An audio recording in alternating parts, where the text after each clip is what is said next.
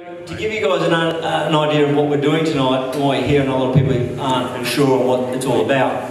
As a club, we don't normally get together mid-season with our senior playing group, our committee, our coaches. So the idea of this is to bring everyone together. And at the moment, we've got 6 out of our 8 teams and our seniors vying for finals. So it's looking like a real good year. And just to put it in perspective, we've never won senior premiership in the top flight, whether it be women or our men. So we're trying to give you guys a little bit of a push. And I thought the way to do that would be to get in touch with some people I met many years ago. And they're from the Naval Clearance Diving Branch. They operate in pretty extreme environments, and the way they do it is with some serious preparation and unity. They take any challenge and they work it together, and nothing is undaunting to them. So as a club we're growing, and there's pressures on us as we grow, and we've got to have the same attitude. We've got to get through those pressures and overcome them. We've got to be united and undaunted. So just to let you know, the Naval Clearance Diving Branch, their motto is united and undaunted. So I just want to introduce our guests tonight. I've got Monique over this on my left-hand side here. Retired underwater medic. She served with a lot of dive teams and put a few band-aids on some soft dives apparently. The gentleman in the middle I met many years ago as an apprentice plumber. He had this magnificent porthole, brass porthole, which come from the Queen Mary, Jake?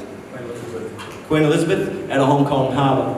And I asked him, oh, where does someone get one of those? Do you do a bit of diving? And he said, yeah, I've done a little bit of diving. And from there he told me some stories, and from there I've been amazed by some of the things he's done. So, and the last one just to my left here now is Russel. Russ is also a former CD or clearance diver. He was a chief petty officer. Yep. In the Navy and served in Iraq and Afghanistan as well. And these guys are going to share some stories about what they've done and how they operate as teams and how they overcome challenges. So I've got a number of questions. It's all written down. My memory's not that good. You didn't share them. I shared them, just didn't get the email.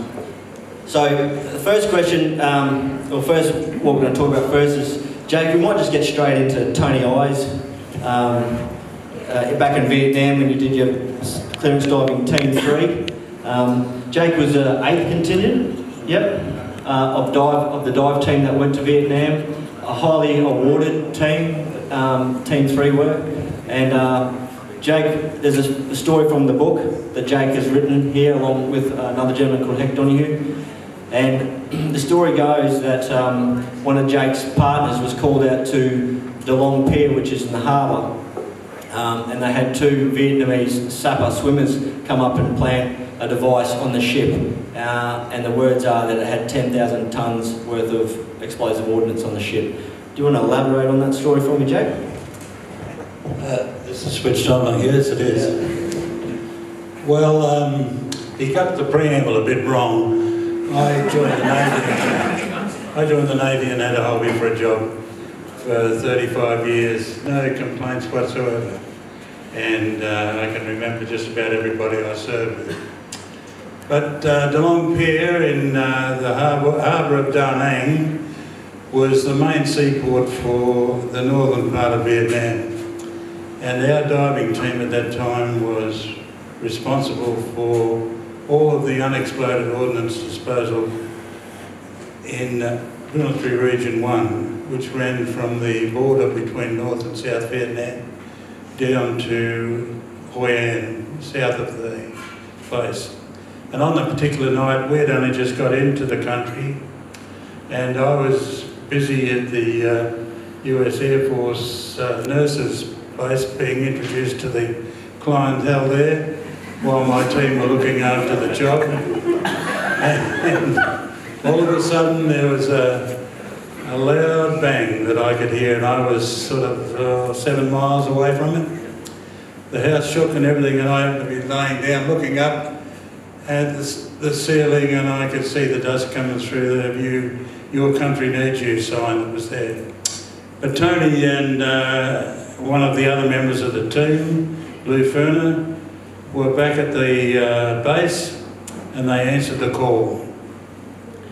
They had to first of all get down to the harbour front and get into our boat, and then get out to where it was. And it was this particular event was on a ship that did have multiple thousands of tonnes of explosives on it.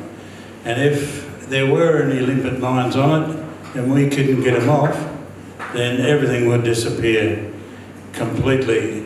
The limpet mines that we used were a Russian variety, BPM-2 limpets they'd used, or sometimes just a kerosene tin full of TNT, composition 4, or any other explosive, and with a timer on it. That was what Tony and Blue were faced with on that particular night. And it's a pretty stirring thing to do, to get underwater and be working on a job like that. Well, there would only be one of them in the water at a time and the other one tending from the surface. And you knew that if you didn't have your tender or the fellow working from the surface well and truly on the job with you, you could not survive without teamwork in that respect. And that was one of the things that was drilled into us right from the very first part of our training, that you weren't one man doing a job, you were a group of people doing the job. And within our organisation, the clearance divers and the School of Underwater Medicine as well, without them, you know, there would have been a lot more dead divers around the place. But it's never much fun working with explosives underwater, but it's a lot less fun if you haven't got support, and good support, and support that you know that you can trust, and you know that it'll do what's needed when it's needed. Yeah, thanks, Jake. So in Tony's quote in the book, he says, "The odds may have been a long way from ideal, but I was there with two of my mates who I trusted unconditionally. Not only was their professionalism, but also their cool heads when under pressure." So I guess that leads into what we're all here tonight to talk about, is teamwork and relying on one another. You all play in teams, the committee's a team, the club overall is a team. So we need to know we've got each other's backs, especially coming into the finals time and possibly winning our first premiership. So thanks for that, Jake.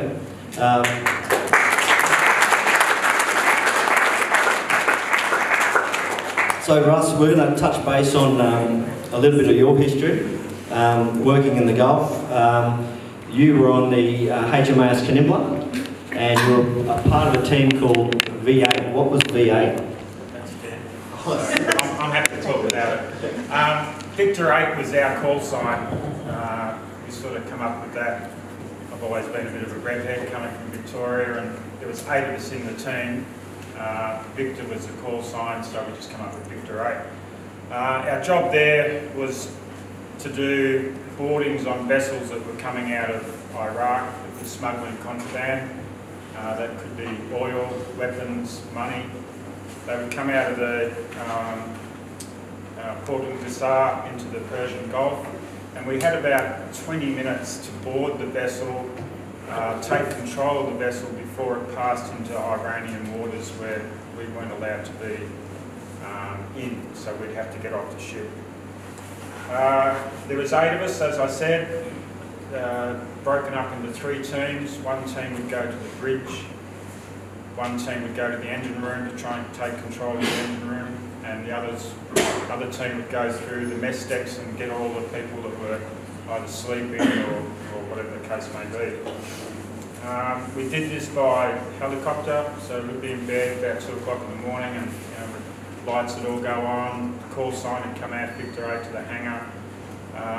You would get a briefing on the vessel that was coming out of the Gulf. And yeah, it's very, a lot of adrenaline going at the time. You're all getting dressed, you move out onto the helo. The helo then heads off for the target. This is in darkness. The chopper pilot, and this is what Jake was talking about with teamwork and that. It's not just, it wasn't just us doing the job, it was the helo crew getting us there, it was the ship's company on the ship that was getting us there. But his job was to get us over onto a platform somewhere on the ship where we could fast rope on. So we had a 60-foot, 90-foot rope, just deploy, and one by one you're out the rope and onto the ship. As soon as you hit there, as I said, you break off into your 3 teams, take control of the boat, and then the boat would be handed back over to another part of the team that would come off and steam that vessel back to the waters where they would detain the crew, and we would hope most of the times that they would destroy the ship. But, they put up a lot of devices. They had dogs at times on the decks. They had barbed wire strung up, so when you're fast roping down, just as a hazard, they would weld shut the ship. You couldn't get in, so we'd have to go down with cutting equipment to be able to cut into the ship, to get into the ship, to be able to do our job. But that was pretty much the guts of it. It was good fun. It's just, it's one of those things where you do the training, and you trust the training, and you trust the people around you. 8 guys that come together, we formed a team, and you have a mission to complete, and that's what you would do. And you would be able to rely on everybody to do their part so that you can succeed in that task. So teamwork, trust in your sort of your fellow guys that they're going to be able to do their work. That's what it all comes down to, and that stems from our training, where you just get this belief that everybody will do their job regardless of the circumstances to achieve the ultimate goal. And I guess tonight is a night for you guys to come together and to realise that you're part of the team and that your goal ultimately is apprenticeship. I just had a look at your sign on the wall: with fight, fearless, in position, give your all, hard to beat, together we win. No one person is going to be able to achieve that, but as a team, if you can get together and have a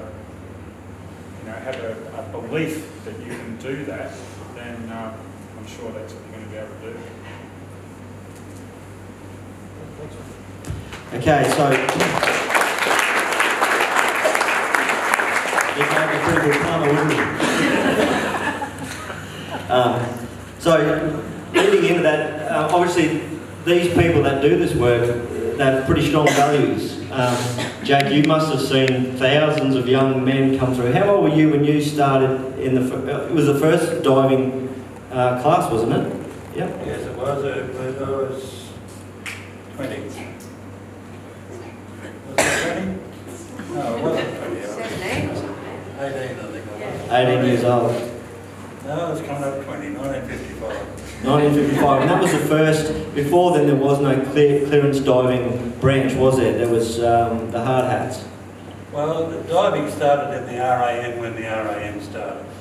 But in those times, it was still the old, what is known as the hard hat divers, C.B. Gorman, were the manufacturers of it, and it was all 180 pounds of weight on you, of equipment, and you went to the seabed and you stood there and walked around and did whatever it was in the form of maintenance. Those sort of things carried on right through until the beginning of World War II, when some enterprising fellow decided that it wouldn't be a bad idea to use a gas mask. Straight off the old gas mask set, plug that into the hose that delivers your air, and you could go and dive with that, and it worked a dream, with one exception. Because it had 2 eyepieces, you got double vision. Don't ask me why, but something to do with optics. So you had to close one eye to do your work underwater. But it worked, and it got you out of carting that sort of equipment. And as you can imagine, back in those days, a standard diver required 2 men at least turning a pump to provide him with gas. He needed a tender to tend him because he couldn't get out of the water on his own, and had respect there too. And what he knew, I think, in every case was that if anything went wrong, his team behind him were like-minded, been trained the same, and they knew what to do. He put ultimate faith, really, in them to get him out of any trouble he went. In 1950 they decided to, or 51 they decided to start the clearance diving branch in the Royal Australian Navy. And the standard divers from that time decided, no, we don't want anything to do with that. It'll never ever last, it'll never take on. Nothing could be further from the truth. But they kept away from us, put us on a barge out on an island in the middle of Sydney Harbour, and we taught ourselves. We used to entertain the nurses at the rehab hospital across the back every lunchtime.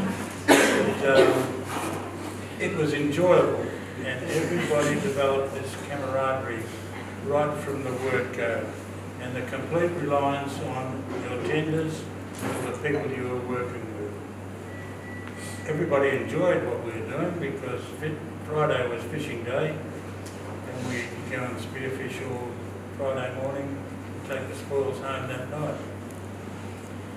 That developed, the clearance diving teams developed into small teams in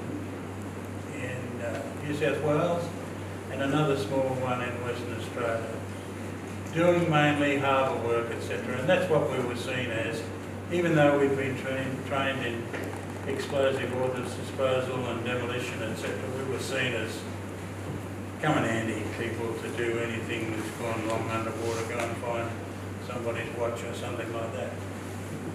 But then in the 60s and the early 70s, a few disasters happened in Australia. We had a couple of commercial aircraft crashed with a lot of people on them, and we were called on to cover the people out of those aircraft and the aircraft themselves. Very nasty jobs that we had to do. I noted at that time, if you're ever in an aircraft, especially a Victor Viscount, and you're crashing, hang on to your belt, because if you don't, you're going to end up naked when they find your body. Don't ask me why. A whole group of people in this aircraft were naked. I think one fellow had his underpant elastic on, and another had a sock. It was the strangest thing to see under the sun, but gory, and a thing that took you home, you took home with you overnight. I personally never ate meat for about 6 months because I just couldn't bring myself to do it. But those sort of things happened, and the Navy realised that it had a group who were very useful whenever there were any problems come up. That carried on to many more jobs like that, and the clearance diving branch evolved. We started to go to New Guinea on clearance diving tasks, getting rid of World War II explosives. Same in the Solomon Islands, Nambour, doing the same work, etc. And once again, we were able to make people's lives a lot better. But in all those instances, when you get into a group of people like explosive ordnance disposal in New Guinea and the Solomons, the amount of bombs that went off in World War II had not a touch on the amount that were dropped. There were still thousands of them. There's probably still thousands of them there. You probably don't realise, but there were 5,000 mines laid in the Barrier Reef, and only 3,000 of them have ever been accounted for. Where the other 2,000 are, we don't know. But those sort of things, dealing with that, and if you're short on time, the job's got to be fixed, etc., you really need to know when you put your hand up, your attendant or mate is going to hand you what you want. Know what you want. Know what it's all about. I guess it's a bit like you. I can never understand how these soccer players you see on the TV know that there's someone going to be at the other end of your stick kick, because it doesn't look like it ever went that way in the beginning. But the branch then developed on further from that when the Gulf War started. In 1979 I was put on notice to go to the Gulf, and I went out and bought all sorts of fantastic equipment that I thought I was going to take with CT1. I ordered 2mm wetsuits because I thought, hey, we're going to the Gulf, it's going to be as hot as hell, they're deserts. I didn't realise how bloody cold the water was there. But as it is, lucky as it was for me, I didn't have to go. That was left with these fellows that came later. But there again, on each occasion that we were put into jobs like those, Sorry, up the back with the microphone. There. Holding it here, even had my hand over it. See, I thought you could all hear me. Everybody used to be able to hear me. To form a counter-terrorism organisation. We joined the SAS because we were going to be the people that could save an oil rig if it happened to be attacked. Oh, we learned how to come in a submarine, sneak out of it, climb an oil rig and do the deal. And you needed a lot of faith in the people that were with you, because if you can imagine leaving a submarine with a wherewithal to put up onto an oil rig, climb a ladder, leave your diving equipment underwater below the place, and take enough weapons with you at the same time to hopefully come out on top. You can be? No. No, we're going to... Oh, is that on? We're going good, couldn't I? Yep. Yep.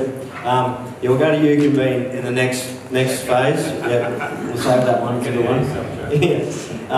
But yeah, I mean, going back to the physicality of the job, Russ, maybe you can fill us in on what's the test, what's the physical standard to get in these days? Wow. Is mine working? Is it on? Sorry, mine. Just the mic went out.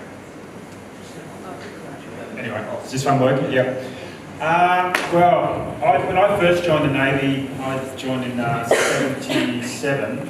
I wanted to be a clearance diver, but at the time, the branch was closed. At any given time, there's only about 150 divers in the branch, spread out on the east coast and west coast of dive school. So I was just a young kid, 17, and I used to do a bit of spearfishing and that, so I thought, diving would be a good way for me to go. I went into the recruiter and he said, no, the branch is closed. So I was halfway out the door and he said, oh, hey, young fella. It's like a bloody ad it was. He said, what else are you interested in? I said, oh, I like my car. He said, oh, you'd be a good MTP, Marine Technical Propulsion. So I spent 2 years in an engine room, never saw the sun. So I did a ship's diver's course and was recommended to change over to clearance diver, and then I heard all the stories of how fit these guys were and what I'd have to do to get through my course. Back in those days, and we can all say that, of all areas, we all believed that we had it harder than everybody else. I'm sure the days that Jake went through his course would be very daunting. And it was one of those things where you really had to want it. It wasn't just about being fit or thinking that you were good enough. You really had to have the desire. You had to have you really had to want to do it. You wanted to have to be able to pass every little obstacle that was given to you. There's a street just out of HMAS Penguin, it's called Awaba Street. If you're ever in Sydney, go and visit it. It just goes and goes and goes. There's all these plateaus where you think you're at the top and then finally you're not. And that would be PT most mornings. You would do a swim along the foreshore, you'd do up and overs on the beach and the fence, and then finally you'd come up to Awaba Street, and then you'd have to run up Awaba Street. Back in the day, we would bunny hop and duck waddle up, which is probably why I've got two artificial knees, guys have got hip replacements, God knows what. Then the School of Underwater Medicine stepped in and started saying, hey look, we don't need to break these guys, we don't need to, bastardisation can go out the back window, and we need to look after these guys. And they started taking a bigger role on what we could and couldn't do, and which was good. But the physical aspect was nowhere near what it was the mental aspect. And that's, they can go into sporting arenas everywhere. If you don't have that mental capacity, that desire to want to succeed, then regardless of how fit you are, it won't matter. The PT would start at about 7:30 in the morning and finish at about 9 o'clock. It was a great life. And you'd be out on a dive boat all day in the sun in a pair of Speedos. But any time that you did something wrong, at the end of the day, it would all accrue, and then you'd be up for hundreds of push-ups, or the old run jump, what they used to call, where the second instructor would take you for a couple of hours and just thrash you. But the physical aspect was nowhere near, as I said, as daunting as it was the mental aspect. You had to have a very strong mind and desire to be able to get through that. And I think that's can be said in anything in life. If you don't really want it, it'll show. Jake, that leads into a bit talking about mental toughness. We won't go too much into Eucamine right now, we will in the next stage. But to work at 285 feet of water in the snowy mountains, how long, what was the time period you guys were actually down on the job once you got down there? Well, a typical dive in the snowy would last about 2 hours. It would take you 2 minutes to get to the bottom and a minute to get into the tunnel that you had to go in there, and you could then spend 12 minutes there, and then you had to start coming out. That meant coming out the tunnel, back up to 90 feet and doing decompression stoppages. As you got deeper, you, or I should say, everybody's different in this stage. I started to get a time lag, and by having a time lag, I'd think to myself, well, I'm going to grab my glass of wine, and then I could watch myself do it. And the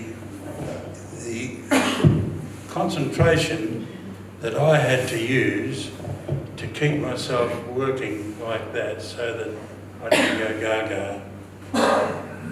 Oh, sorry. The concentration that you needed to do that, I was lucky in that was the way that sort of depth diving affected me. And my opposite number, because there were only 2 of us who ever did it, he had a similar problem, but he sometimes believed that he'd done things he hadn't done. But that's the way it got. But it required just concentration. There's no two ways about it.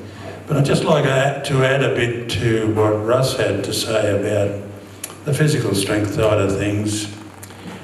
One of the reasons, at least in my head too, that we did do these run jumps and run up Awaba Street wasn't to take people and put them in a position where they were Donathello, but it was so that you could tell them to, well, off the wharf and swim to Manly. And they wouldn't think about it. They'd just go and do it. Weather could be bad, the water would be freezing, but they knew that they could swim to Manly and back. And they'd do it because they respected you in the first instance, but they respected their own ability and could do it that way. Monique, you're an underwater medic, and I know you don't want to talk much tonight. Do you want to elaborate a little bit on your role and what that was all about? Thank you. Thanks, David Earl. Can you hear me up the back? Trini, can you hear me? As an underwater medic, we had a role, we just supported the clearance divers, pretty much. So everywhere they went, we went with them. So we went to support them with coughs, colds, sore holes, as well as any diving related incidents. So you soon learn as an underwater medic. It was uncharted territory for me. I was probably the second or third female underwater medic, so it was a male orientated place I was dealing with, which was cool. It was awesome, but it came with obstacles and resistance, which is fair. But we kind of proved ourselves above and beyond, I think. And I think with any medic role, even when you're dealing with the toughest and the finest, as soon as that word gets called medic, you know the shit's hit the fan. When they call medic, you know you're coming into play. So yeah, there was choices. We were all under the pump, and we made decisions that were pretty much good all around, I think, for the branch. Still here. Haven't lost one yet. But when that medic call got called out, that could be you usually in the middle of dark, on a boat, in the cold, in the wet, in the rain, and it normally came out with asylum stick, you know those sticks you have at dance parties and you crack them and you shake them, and well, that would be the asylum stick. That would be, you'd see it in the water and you'd know there was a diver in distress. So everyone looks to the medic in that time, no matter how cool of a diver they are, no matter how good they are at the diving job, everyone wants the medic to save the day. So you see that asylum stick and you go, shit, holy hell, this is us. There's no one else can do what we can do. So that kind of made us important, or we weren't, you know, we had to just game on. So that could be just something simple, like that could be a buddy bringing the diver up to the surface for something as simple as hypothermia or something, you know. Or it could be unconscious diver on the surface, and a lot of the time it was unconscious diver on the surface. And that's when you really had to get your game on, because you don't know whether that's oxygen toxicity, or as Jakey was saying, sometimes at depth, there's pressure in depth. Every 33 metres you dive, that's a whole atmosphere on your body, on everything. So a lot of the time narcosis sets in. Is that what's called? Narcosis? And that's when you, as Jake was saying, you don't know where you are. You could be upside down. You could be, it feels like you're really drunk, but you're underwater trying to dispose of a bomb or something, but you're feeling really drunk. So it gets hectic. And the guys that do that kind of job are a level above the rest. But it's all a team, and it all takes one to support the other, and that's what's the beauty about the Navy and anything like what you guys are doing. You know, it's not just you guys on the field, it's your physios, it's your guys that are serving your drinks, it's just everyone. So, you know, you might feel like you're the one that's saving the team, but you're not. It's everyone around you. So just don't lose sight of it, because I was not fit. I'm a female in a male-orientated area. And I was born with my feet up against my shins, so I was in those calipers, you know, like, has anyone seen Forrest Gump? Like, run, Forrest, run, Forrest. I was Forrest Gump. And my doctors and that said, you're never going to be fit, you're never going to do anything proper. And all of a sudden, I'm an underwater medic, dealing with these dudes, the cream of the crop. So don't ever feel that, you know, it's not, you know, just hold your value and get through it, guys. You're all capable of amazing things.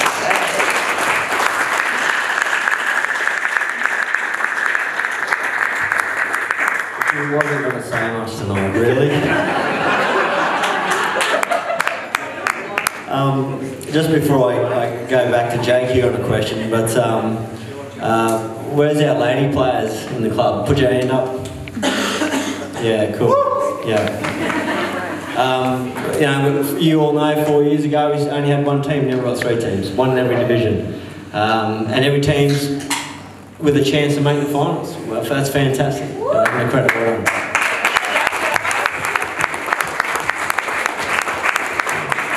Jake, I'll come back to you on the underwater medics. What's your version of how much they've played a part since they've come into that branch? Yeah. We died before underwater medics came. In the early beginning, we had SBAs, sick berth attendants, and present company accepted. They were band-aid putter-oners and cut sewer-uppers, that sort of thing. They weren't looking at some of the dangers associated with diving that we were suffering. We really didn't realise in those days that if you dive below 10 metres, 33 feet on oxygen, you can come up with an oxygen toxicity which will kill you, and it'll kill you pretty quick. And we had so many near misses in those days where people would go unconscious, which you've heard of before, because we hadn't thought of it. We had to use an equipment which had a carbon dioxide absorbent so that we could be covert. Thanks, you're going to have to stick around. Be covert and no bubbles on the surface, but we didn't care for the carbon dioxide absorbent. We used to put it in an open tray in the morning, and of course, what's it doing in an open tray? Taking up carbon dioxide, so it was useless probably by the time we put it in the set. But up until the School of Water Medicine reared its head, we had, and I'm talking off the top of my head now, probably somewhere between 7 and 10 fatalities from various different things, embolisms, oxygen poisoning, saltwater aspiration, you name it, they were there. Since the School of Underwater Medicine has been in the game, not very many, if any, at all. And that says it all. Without the support of the School of Underwater Medicine and the School of Underwater Medics being with us on our tasks, etc., we'd probably have lost a lot more people. I know I fell off a motorbike in the Solomon Islands and ripped my arm to pieces, etc., doing a job for diving. And if it hadn't been for the medic,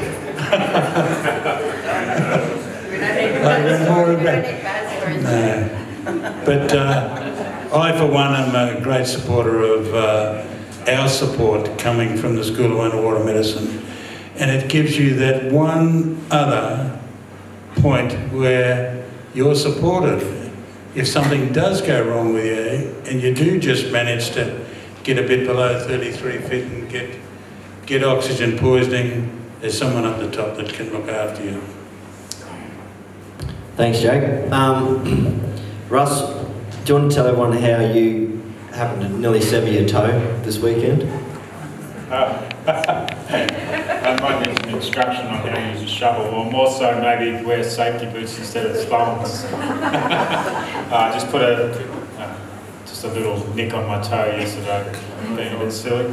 But yeah, I would say that the medics play a huge role. When you go away on deployment, as Monique was saying, there's a medic there that takes care of every little need that you have.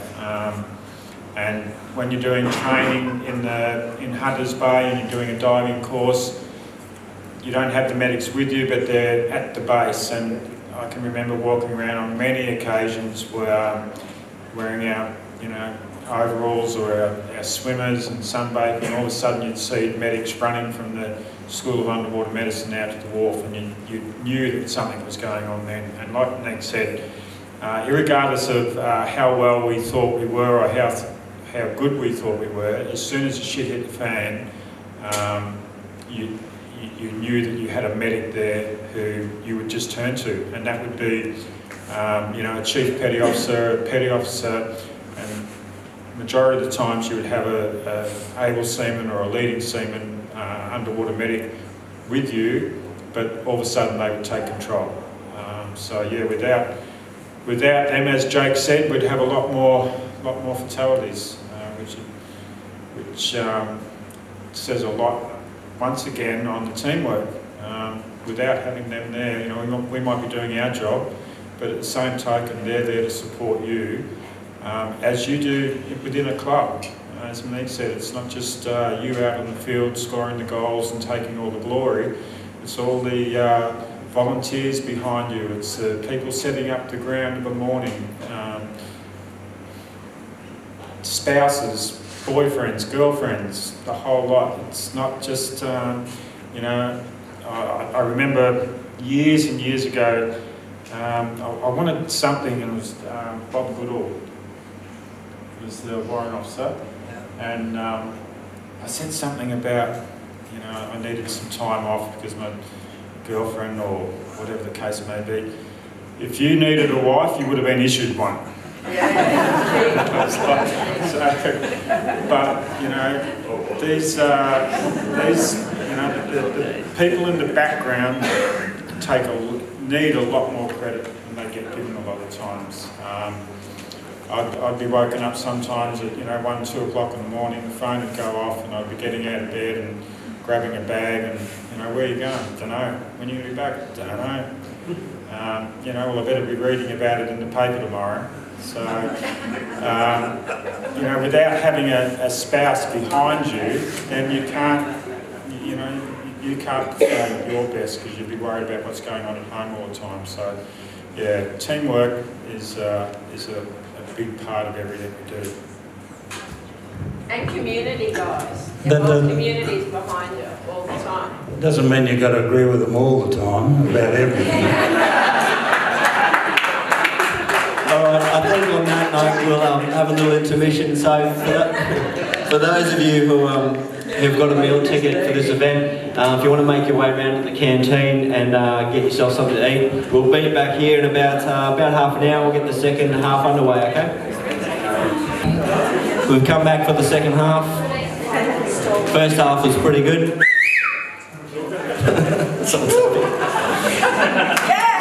I got you. Sound problems, Gwen. Okay. Okay, so second half we're going to talk about Undaunted, and keeping in mind that the motto of the clearance diving branch is United and Undaunted. So I'm going to start with Jake. 1961, Jake. The Snowy Mountains Hydroelectric Authority had a problem in their dam. Do you want to tell us about that one? I'll get you to pick up your mic, mate, if you wouldn't mind. Yeah, sure. Well, just as a bit of a preamble to the story, I've been out having a party on the night.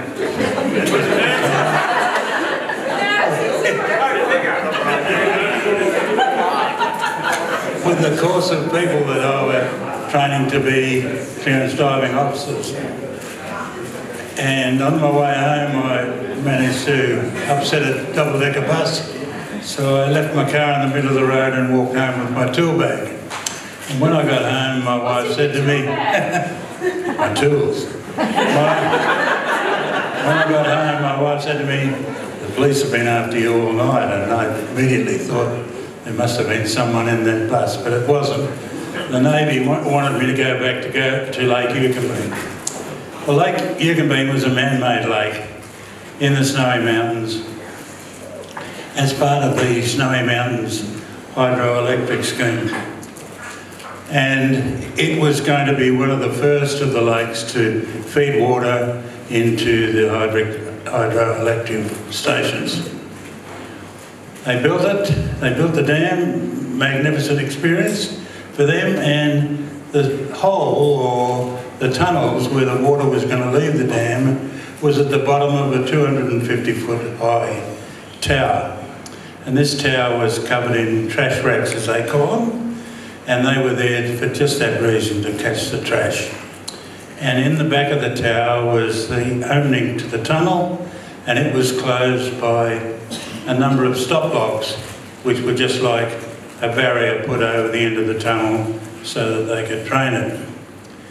Well, as the water rose in the dam and it got to cover the tower, at that stage it was 250 foot deep, they found they had a leak in the bottom of the tunnel. There was a foot of water running through the tunnel all the time.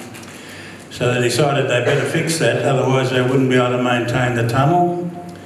They tried everything, including throwing blankets, mattresses, tarpaulins, everything weighted with track pins out of Caterpillar tractors, anything with weight. They just threw it into the top of the tower in the hope that that would stop the leak.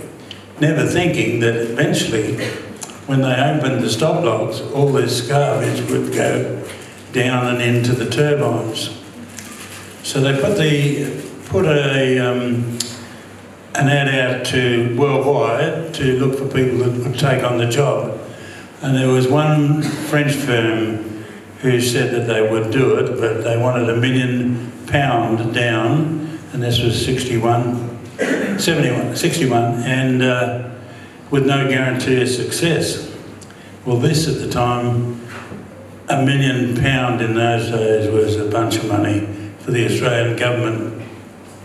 And we had a leader in the clearance diving branch at that time by the name of Maurice Batterham.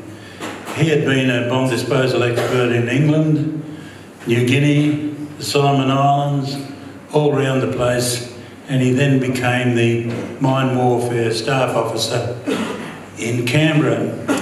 And they asked him, could he do the job? He said, yeah, no problems, because he was a doer. We really couldn't do the job with the gear we had, because by the time we got to dive to the bottom, it was 285 feet, and that's something like 45 feet deeper than the safest deep depth that you can breathe air underwater. The old oxygen poisoning comes in and you get all funny. But he said, yes, we'll get it. We'll get the submarine escape equipment and we'll use that as our compressors, and we'll get an old submersible decompression chamber and use that for our stoppages, and I'll invent a new diaphragm for breathing air underwater, and we'll buy 2 sets of diving suits which are used to work in the Paris sewers. So that's what we ended up with, these fantastic suits that had a hole you could see out that big, and a demand valve on our chest which allowed us to breathe air under, air at the best rate, because even the little bit of difference between where your lungs are and where your nose is, you require a bit of aid underwater to breathe. We got there, it took us a long time to get the trash racks out, and there were some 27 of those, I think. They each weighed 5 tonnes, and they had to be pulled out of the side of one side of the tower. And then once we'd got that, we weren't going to move the stop logs out because we didn't want to flood the tunnel. So we started diving. First diver got to 250 feet and he got nitrogen narcosis and forgot everything. And when asked on the phone what's going on down there, he said, how the hell would I know? I can't see anything. I don't know whether my eyes are open or closed. And then he got nitrogen narcosis real bad, flaked out, brought to the surface, and then they had to swim him back down again and put him in a recompression chamber, till eventually all of the team, except myself and one other, could do the dives. And there was nothing special about us and that we were any better than any of these other people, but we must have just had that sort of a quirk in our metabolism that allowed us to handle the mix of gas and our brain, because that's the big thing. If you're narcotic, it's just like being drunk, and people would in the initial stages go down and say, oh, we've done this and done that. The next person would go down and say, no, he hasn't done that at all, he's done this. The third person would go down and find something else again.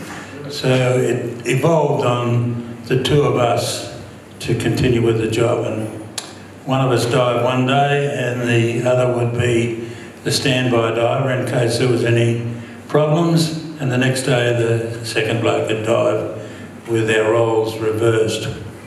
And it was the sort of job where I finished my day, went straight to my cabin and started to read the diving manual, had my meal and slept as long as I could before the next day, because it was a daunting task to do. The way we did it, as you can imagine, dropping down through water for some 40 feet and then alongside the tower for 250 feet. And in doing that, you had to do it as quickly as you could, because every bit of time you used meant more and more decompression time. So our record was about 2.5 minutes, I think it was. Might have even been better than that to get to the bottom. But then once we got there, we had to go into the tower and go across 50 feet of the bottom of the tower to check what was happening at the bottom. And I can remember my first dive, and it was the morning after the police came and got me. I got down to the bottom of the tower, and all I could see was the biggest eel that I've ever seen in my life. But it turned out to be a tarpaulin weighed down by track pins, and it was waving in the water, but it got my attention for a while, I'd have to say. But anyway, I then worked across and I found this garbage in the bottom of the tower that was just unbelievable. It would have been 3 or 4 foot high. There were mattresses, you name it. But we tried to drag a bit of that out, but it was too hard a task to work with the time we had available for us to do. So we then improvised a matter where we put a scoop down in through the stop lock hole. If you can imagine where the stop locks went in and out, that was right above where the entrance of the tunnel was. We put a scoop down there with a line out through the trash rack hole, which was the other side of the tunnel, and we used a boat to tow the scoop out, just like scraping the bottom. And we got it to a point where there was virtually nothing there, and then my fellow diver and I had an argument about whether it was clear or not. I said, yeah, it's all right. He said, no, there's still a bolt sticking out. We still don't know whether the story is there. But we got it there, and it was decided to leave the bottom stop log in so that it couldn't happen. They pulled the stop logs out and everything worked all right. And then they put them back, drained the tunnel, took us down into the tunnels, which were, I suppose, 35-foot diameter, and showed us, and luckily the leak had stopped, but that whole period took us about 4 months. On the day we finished, it started to snow. The water temperature in the dam was about 1 degree at best, and I often wondered why it never went hard, but it didn't. Probably the pressure, is that right? But a magnificent experience for me, in that my support had me on the end of a tether, which wasn't very big at that time, and I needed everything that was there to help me if I got a problem, and they did. Luckily, we got away with it unscarred. But it taught me a value of concentration, and to, when all else around you looks like it's turning to garbage, stop and think seriously before you do anything silly. There you go, and you got a little award from the Queen for that one, didn't you? Yeah, I was awarded the British Empire Medal for being...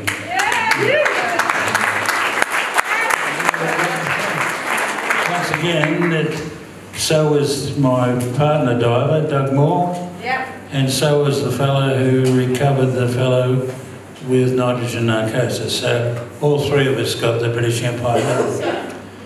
But the sad thing about it, in my mind, the reason that we were put at such risk by the government, because it was the government who decided that we'd go and help the Snowy Mountain scheme, is it would have cost, I don't know, 100,000, $200,000 to buy helium gas to use on the job, and they didn't want to buy it. Didn't want to buy it. It was so expensive. And that's why the French didn't want to do the job. We were diving beyond the limits of safety using air, and everybody was happy about it. But we were too. We were happy with our support. I think it's another round of applause, all right?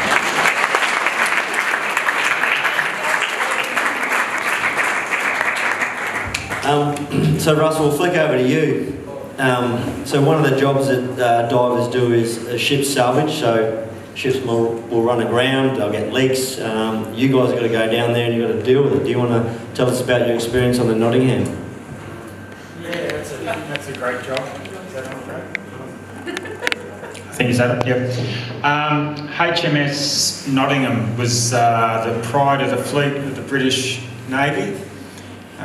Just a little bit of background, the officer that was the CO had spent probably 4 years on exchange in Sydney, and when he went back to England, he then got to have the captaincy of HMS Nottingham, which had just gone through I think it was about $1 billion refit, and was the pride of the fleet. So he was coming back to Sydney, and he was hoping to come through Sydney Heads and show off the pride of the fleet. Off Norfolk Island, one of the sailors got appendicitis, so he flew off with the sailor in the helicopter to Norfolk Island. So the sailor was the CO, no? Sorry? He wasn't meant to as a CO. No, he wasn't meant to as a CO, but I guess he sort of had a bit of a jolly to jump in the helo and go ashore. Unfortunately, the young navigation officer at the time was doodling on the chart and had covered over the head of the arrow, which hid Wolf Rock. So at about 25 knots, they ran aground on Wolf Rock, which was named after a British frigate in the 1920s that had run aground. So I got the call out at about 2 o'clock in the morning. I was a duty petty officer at the team at the time. Got called into the unit, got told what was happening. By I think about 10 o'clock, we had all our gear. We were out at Rack Richmond on a C-130 Hercules flying out to Norfolk Island. Because it ripped the whole arse end out of it. It had just destroyed the ship. There was holes in the side of the ship about the size of a Volkswagen. When we got there, we flew over the ship, and normally you've got about a 3-4 metre draft between the top deck and the water level. This was about 2 inches. It was almost underwater. I was one of the first guys in the water and jumped in and diving along the side of the ship. You could look in through, and there's all the bunk beds, bedding floating around. It was just unbelievable. The nose had been split open like a sort of a banana. So we had to cut away a lot of the metal, do some patchwork and so forth. We eventually got the boat about, it was about 2 metres proud of the waterline, but we were having trouble up the forward end. When the sailors, unfortunately they didn't lose anybody. It was unbelievable to see the damage on the ship and to not have lost any lives.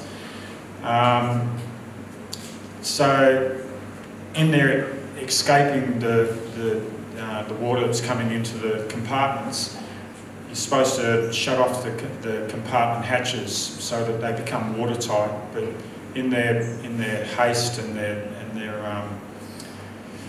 they just didn't do it. So they got to the top and they closed the top one. For us to get the ship to come further up, we had to free dive, and free diving is not something that gets done a lot in the Navy. You're generally tethered by a line, or you're tethered by your umbilical cord, unless you're doing covert work, you generally got a float hanging off you. So to dive into a compartment, which we had to do, we had to go down 3 compartments through the mess decks. We got briefs from people that lived in those mess decks as to which way to go and so forth. We saw diagrams, but to enter the water on the ship and then have the hatch closed behind you was a bit of a daunting sort of experience. So then we'd go through to the last compartment. We closed off the hatch, and then we just traced our way back, closing off the hatches before we exited that compartment, and that allowed the ship to pump out those compartments so they could get buoyancy and bring the ship back up.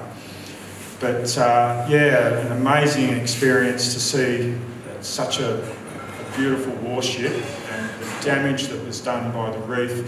When they hit the reef, they then backed off, which caused a lot of problems. The engine rooms flooded immediately. The missile silo room flooded. That became an issue with the weapons that were in there. But once again, coming back to teamwork, you knew that the guys up on the deck that were there to support you would be there if something went wrong. Fortunately, it didn't. We got the ship up to a state where it was able to. They sent out, I think it was from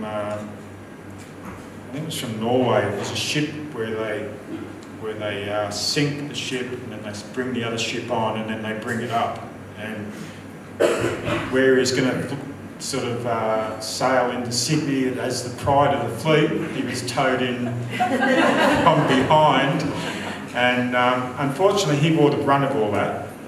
He wasn't even there. He was ashore, but he's the captain of the ship.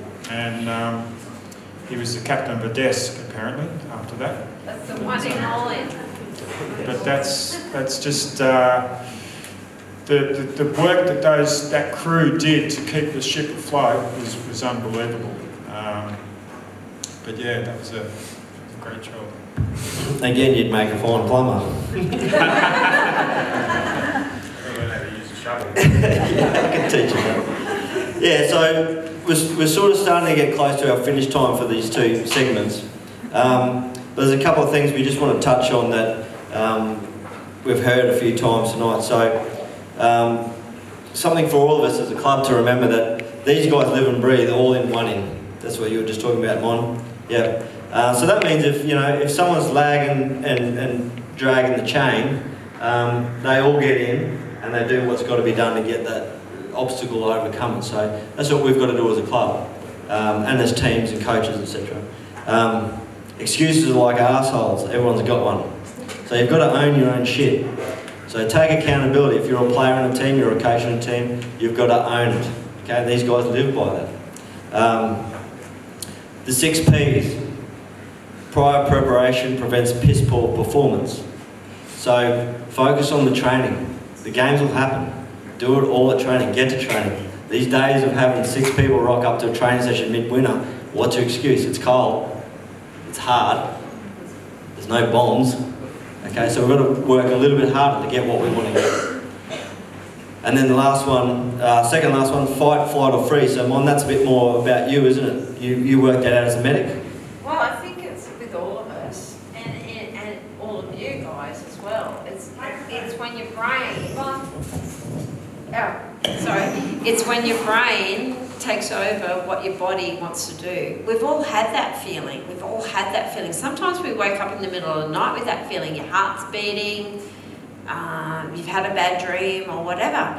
But it's that fight or flight. And in the Defence Force, and I'm sure with you guys every day too, it's paramount because it stands you up. Are you a fight person? Are you a flight person? Are you a freeze person? Because we need all of them. Even the freeze persons, you see the bug that just goes and just bees invisible. That's important too. Everything's important, and it's just about the teamwork. It's just about bringing the team together. So whether you're fight, flight or freeze, it all makes up to where we are, and we all need every one of those people to go forward. In the Navy, we are pretty much, you've got to fight pretty much. So even when we want to, there's been times in the Navy where I wanted to freeze and go, fuck, do I have to be the medic? Is there someone else who can be the medic? Surely. No. Ah, damn it. I've got to do it. So that is a level of stepping up where you don't want to, but you have to. So it's all important, and we're all a community. And you guys, you're all just a beautiful community, and that's what I keep saying. It's like, it's not what you're just bringing to the field, it's what you bring outside the field. You know those old guys that come in and sing that anthem every now and then when you win? They're important, that's their community spirit. Yeah, it's the kids on the sideline. I watched it the other day. You guys won a game out here, epic. But I watched the little kids. The kids knew the dance. The flippin' kids knew the dance. And that's community spirit. And when that's lost, everything's lost. Right? So keep your community spirit. Keep game on. We're in a winning role now for all of us. It's our time to charge it up, take it up a level. Just dig deep, and let's do this. We're all capable.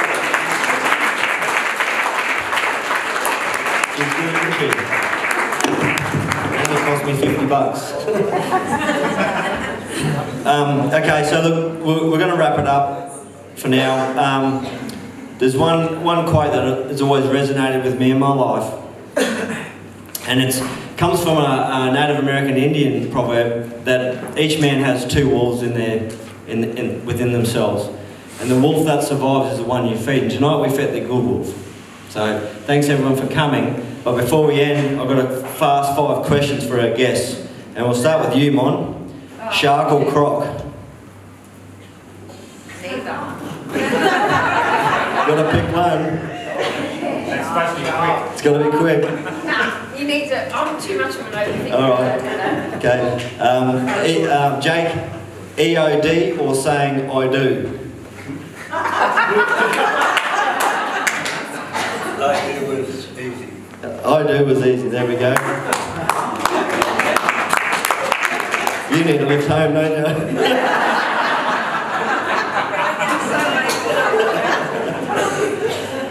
Russ, Queensland or New South Wales?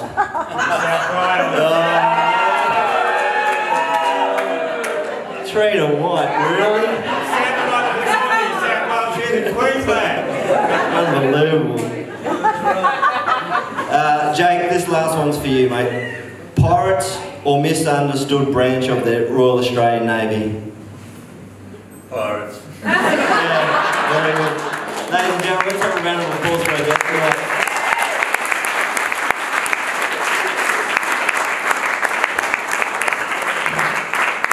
Before they leave the stage, we've got some lucky door prizes to announce tonight. Look, the major lucky door prize has actually been offered from Monique. It's 2 nights at a stay in Marcoola at her resort room. So thanks, Monique. And on that note too, Trina White, thanks for putting Monique in the frame of work. Ever since Monique's come on, she's been right there by my side to make this thing happen. So thanks very much for that. So, Carly, can you get someone to bring that one up for us? Yeah. So Jake, if you'd be so kind to reach in there at a ticket, we'll see who's got the couple of nights stay.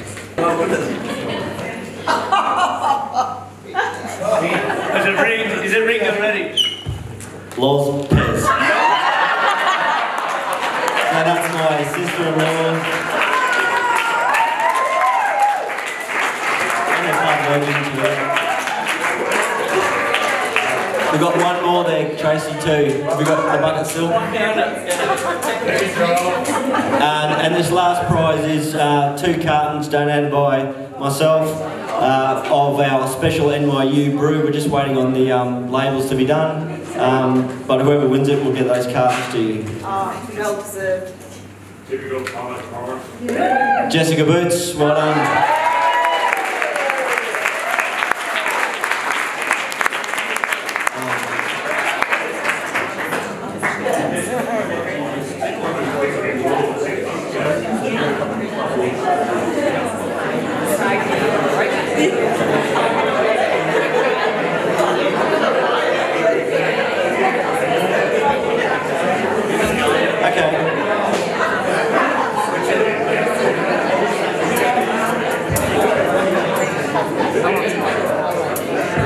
Okay, guys, the other element of this night is a little bit more of a club focus.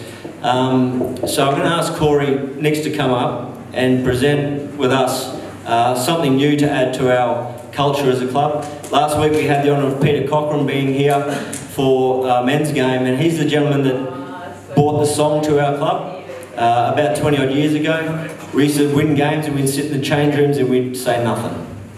There was no feeling, it was just, yeah, we won, cool.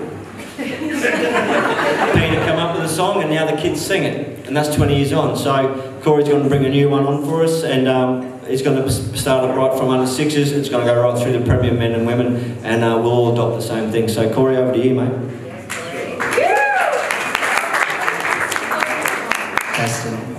Pretty hard to follow all that, but I just want to give another round of applause and say thank you to everyone. So yes, there's some great work, happening behind the scenes, and we're always trying to move the club forward and thinking of initiatives. And it kind of hit me a couple of weeks ago, and I spoke to my brother. We were fortunate enough to, come up at one of the best clubs at Man United, and I just thought, these guys speaking about the past and how your past affects you, and I'm like, how can we, adopt similar messages to build this club? And as a youth player, within the ranks there, they actually had an acronym that was CHAIN. As a youth player, I just kind of didn't really know how CHAIN, really linked up to Man United, but I realised, their thing was that CHAIN was what a team was, like you are a chain, and if there's any chinks in that chain, like, the team will obviously, not be united. And, we were looking at something that, I guess, clubs are built on foundations, and we are very much like to adopt here is that there's no one person or one role within this club that's more important than the rest. I might be a little bit biased. I believe the people behind the scenes deserve a lot more credit than the ones that are out there, in my opinion, because without the club that don't exist. But I guess for us the foundations at this club are the best that I've come across, and I've been fortunate to have a lot of roles at a lot of different places around the world. So I guess, we talk about uncharted territory, and I believe we've got the foundations. Maybe like now, we are in uncharted territory with the success that's coming, and maybe I see this now as a bit of an anchor at the club. You need an anchor, especially in your line of work. So we came up with an acronym, and it kind of just rolled off. Like, we didn't even have to think about it, like what can we use as fight, because when I first came into the club, that's our grand final, team, and for me it's just bringing the team together. You're in a great, but and I just realised as a new person coming into a club, I was kind of like, it's great, but what do we like BG, like 3, 2, 1, and like United, they don't even know what we're actually saying. So if we can actually create a culture, where from the junior levels they know, just like you say with the songs, it's great now that the kids are knowing the song, and that's probably something as a club we can actually do an initiative, each year, and actually learn the song together, But I just think fight, now if we can actually create that from a junior level, once they reach the senior levels, and it's ingrained in them, so they know exactly what fight means. And obviously, I'm glad you touched on, just turning up, just turning up. For instance, everyone who's turned up here tonight, that's great, and we're leading by example. Benny's put so much into this, and I know we discussed about numbers, maybe it could be high, but I'm like, whoever's meant to be here will actually be in this room, and I think, actions also speak louder than words. So we might have these words up on the wall, but we've got to go out and action them, So I think it starts from the bottom, you know, and works the way up. So I think the most important one, which you guys have actually had to realise, is give your all. Because if you give your all in whatever you do, the rest takes care of itself. You know, so what we kind of agreed as a club is that, you know, I'll work closely with Benny and a lot of rest. I'm glad there's a lot of junior, you know, I guess, influence here as well, because, you know, that's so important that we're actually going to bring the teams in together. And what we did at youth level is we actually shouted out the FIGHT acronym before we would play. So, you know, whether it's your coach or one player, your captain would get in the middle, they would shout out F, the team would, you know, recite fearless, I, in position, G, give your all, H, hard to beat, T, together we win. And it just brings the team so like close together before they go out to actually, you know, out to battle and play. And I saw, being part of a team that did that, you know, it also gives you the upper hand against a team that's not like, you know, we actually did it. We actually came together and huddled before we went out for the second half. And I believe that actually took us on to win that game. It's that connection, you know, and human touch is so important. So I just think if we can really drill that into the juniors going forward, you know, like I said, that will then create a culture and really drilling what fight means to this club, because you're willing to just turn up for each other. So, yeah.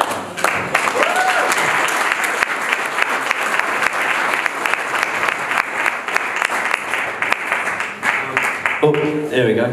Dave Mabry, where are you? Is he still there? Can you stand up, Dave? I know it's hard. Jake understands.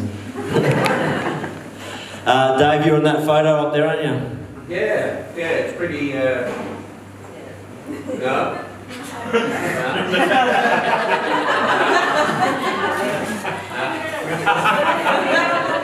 He's obviously the best looking one. It's between the hills. No, next to that. No, the other way. There he is. And look at those sideburns. Dave, that's Nambour Red's first team, wasn't it? Yeah, it's first team. Nearly 50 years ago. In 3 years' time, it was 50 years.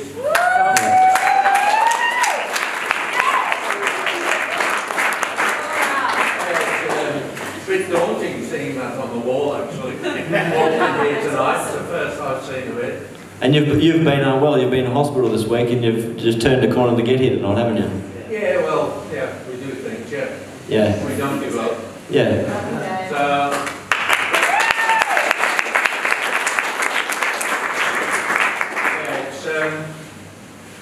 it's proud to be part of a family here. This is what we are, and you know, I had the honour of giving the guys, first team guys, their shirts the other week.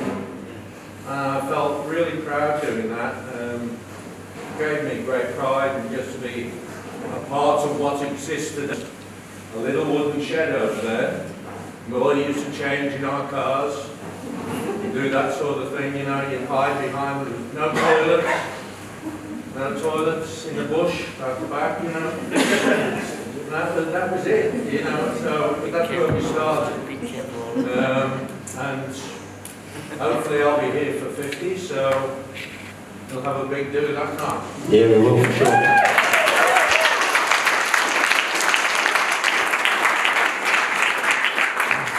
I forgot one thing earlier. Does anyone have any questions for our three clearance divers tonight? Good. Come on, let's go. Sure, no, anything? No? Okay. I've got one. Okay, yep. Let me introduce, this is Astrid. She plays in the Coastal Ladies team. She's our fearless fullback.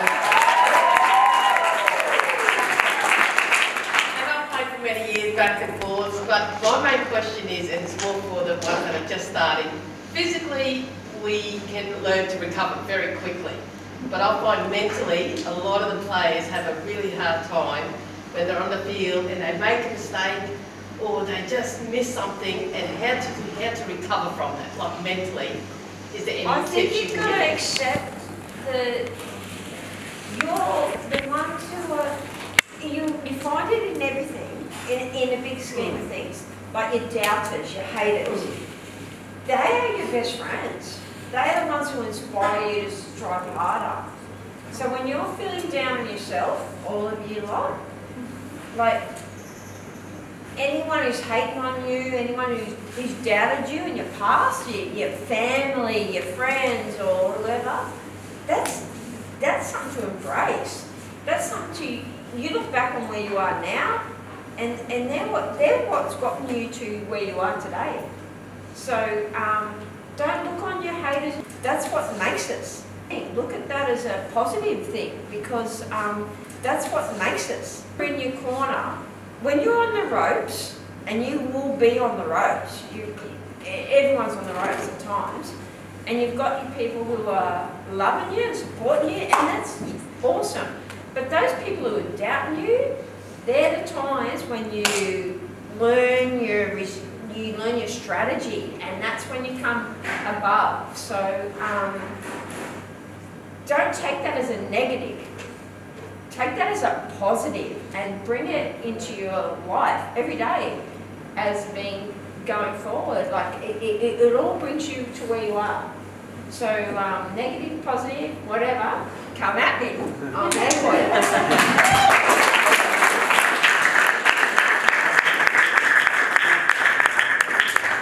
I think one of the biggest things that I would say with regard to that is that if you don't take a chance, if you don't make mistakes, you won't learn. You can't, always err on the side of safety, and that's where your teammates come and do it. If you're going to, make a dash down the side or whatever the case may be, and it goes tits up, just forget about it, because that's one part of the game. The rest of the game will fold out on you getting over that and your teammates being with you to move forward. You've got to take a chance. I mean, if you sit back and take the soft road, then that's not going to work either. So as far as getting over it mentally, you've got to be strong enough to initially have the courage to go down that path. Yeah, and face the humility, like the embarrassment if you fail. Exactly. You might be something you've never done before, but it might come off. It might not. But you still got the people behind you that go, fuck, you took a chance. Take a chance. It's education, that's what it is. It's education. And like anyone in here who hasn't had a dry mouth moment, put your hand up. I had one today, a couple of hours ago, not so much. Not if you've had one. If you haven't had one, there's no one here who hasn't had that bit of education. Ashley, you're still in the back line, I'm sorry. You do too good a job in the back line, you're going to stay there, I'm sorry. Anybody else got anything they'd like to ask? You got a favourite port? A favourite port? In the bottle or ship? Jake? I played every sport the Navy did. Port or sport? Port. Your favourite port? Am I afraid of?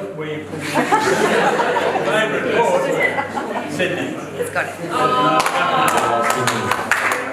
And the man has covered every inch of that harbour by foot pretty well, haven't you? Yeah, well, in my time in the Navy, home port for everyone was Sydney, and most of our tours in those days would be 3 to 9 months. It was always good to get home. Yeah. I wasn't going to say Hong Kong or Singapore. There we go, Russ. Philippines. For no particular reason. All right, we might move along here. Jess, can I just remind you about those couple of things under the bar? We might get them up here pretty soon. Trina? Can we just do a quick chat about mates for mates and all the proceeds for tonight are going today? Yeah, sure. So, which one of you guys want to talk about that? Maybe you, Mon? I don't know much about it, except for all the profits are going to Mates for Mates. Yeah. So, I pretty much did Kokoda from Mates for Mates. All those mics are working. If you want to Just get behind it. It's too veteran. Mates for Mates. I don't know much about it either, so I'm only just shooting the shit, but it's a charity that supports the veterans who've gone to war for you, supported you, put their lives on the line for you. So in my mind, they're always going to be a winner. I supported them through my track through Kokoda, and we raised a lot of money for them, deservedly. So a lot of the veterans come back and they're not rewarded in any way. Jake would know that because he's come back from Vietnam.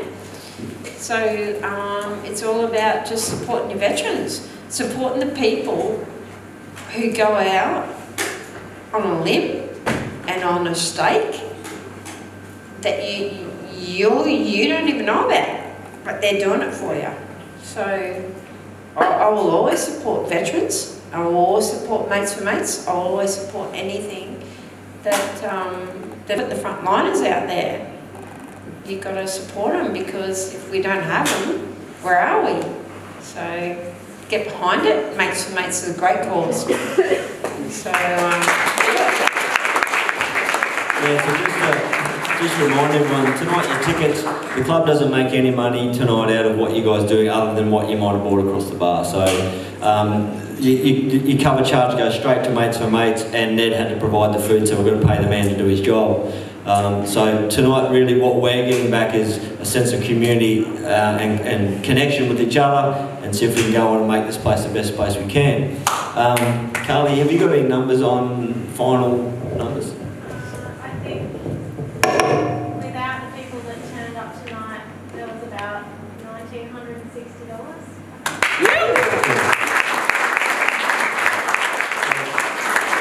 I've got to check on that, because we've got to determine whether that's just the door or that's both. To be split. So. Yeah, so but we'll come out back on those numbers and make sure and Mates for Mates get the total of the door as well.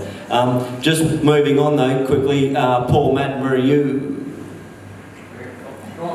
There he is. Paul, do you want to come up and do your presentation, please? Sponsor, a committee member. and a fine-looking gentleman. Can you use one of the other Yeah. Better give it a cordless one. So Paul's very passionate, guys, about our volunteers. He's been right alongside myself and a few others, committee members, and doing things around the place. The fields, the fence looks good, the blocks look good, the new goals look good. The place is starting to get a bit of living, it looks okay, and Paul's been right behind that with me. So thanks, mate, and good luck with your speech. I took time to prepare it, but we've gone off as well. I was very happy to hear the guys tonight talk about exactly pretty much what I've written down here, in that the people behind the scenes are the ones that make this club happen. All these people on here, there's no teams on the field each week. So tonight we're going to give out a few tokens of our appreciation to the people who work here tirelessly. You may or may not know, but we've got a bit of a subcommittee here called the Wrecking Crew. We try not to wreck stuff. Many people contribute to this club, and no one's effort is in question or goes unnoticed, but we're going to recognise a few people here today that they take the extra step in their family time, in their private time, and it's not just in soccer time. They're here doing what they do, they sweat, and frankly we have great facilities at NYU. These people probably don't want recognition. They're going to shy away from it, but that's exactly why they get it, because they are the people that deserve it. What we're going to give out tonight, we hope people wear it with pride, wherever. And when people see that, and they see that shirt, the NYU Wrecking Crew, people know behind the scenes, these are hard workers, these are people that care, these are people who make this club what it is today.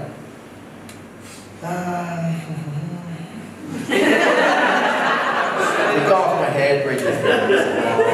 There's going to be more of these shirts given out. We've got a whole heap, and we're going to keep the presentation a bit small every time, just so there's just a bit of exclusivity about it. That to get this shirt, it's not just because you rock up one day and you know, throw a sign up, you're going to get a shirt and be recognised part of it. These are the people that are really caring about our club. So I would like to call up the following people for a start, who are our committee. I've got the shirts here, Mandy, if you want to help hand them out. Yeah, sure. Because they're all named. So let's call up the captain of our ship, Gary.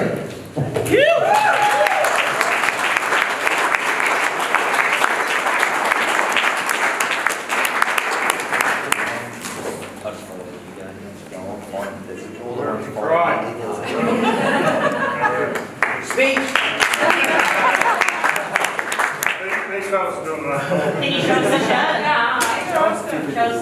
Put it on, guys. Put it on. Jess.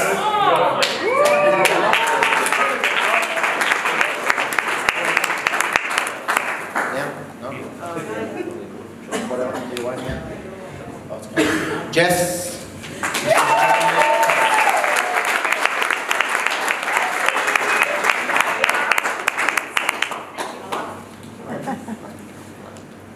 Han. There you are. Trina. Follow up. Sylvie. Paul State. I'll show you around.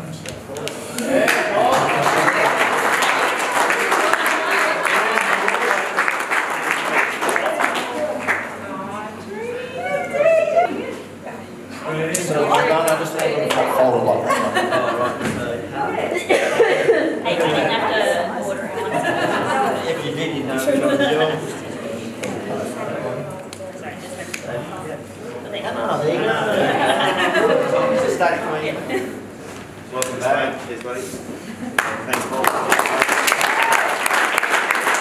It was also a big obviously. So these are our committee guys, and you know, give a clap. It's easy to clap. Just really remember these people when you see them around. These are the ones that make everything possible to run this club. So that's really good. And that's why it's red. It's the red shirt. Now, there's also going to be 4 shirts given out tonight for people who, as I mentioned, they're here when we ask them to. We do stuff in the rain, we do stuff in the cold, we do stuff on... So these people never, ever say no to what we do. So, Dave Simpson... Maybe you need to get...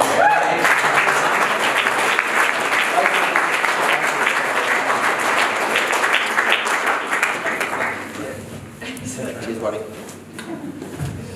Shane Mills. Yes.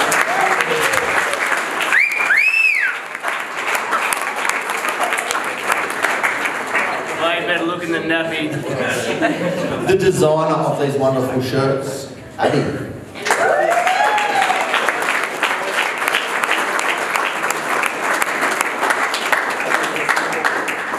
And one Mr. D. Perren.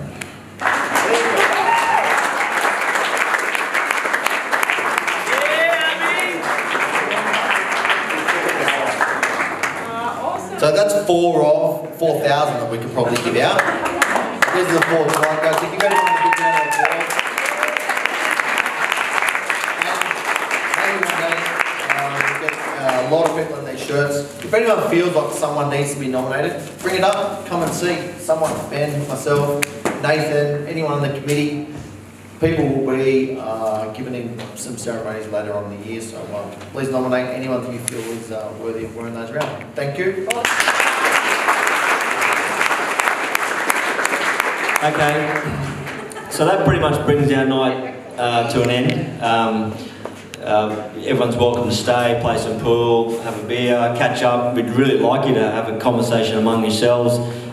If you're a women's 3rd division player, you know, have a chat to the 1st division players about their experience this year. You might learn something and vice versa.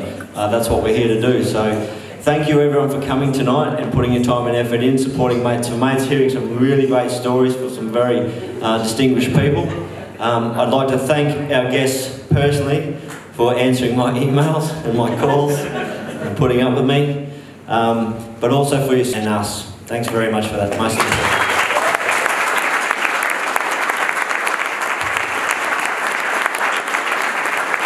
On behalf of Jake and Monique I'd like to thank you for coming tonight. I'd like to thank Ben for organising us here tonight. I think you've got a great, I mean, his passion is you know, it's fantastic, and it's great to have that for a club. I'd like to thank the bar staff, especially. Thanks for the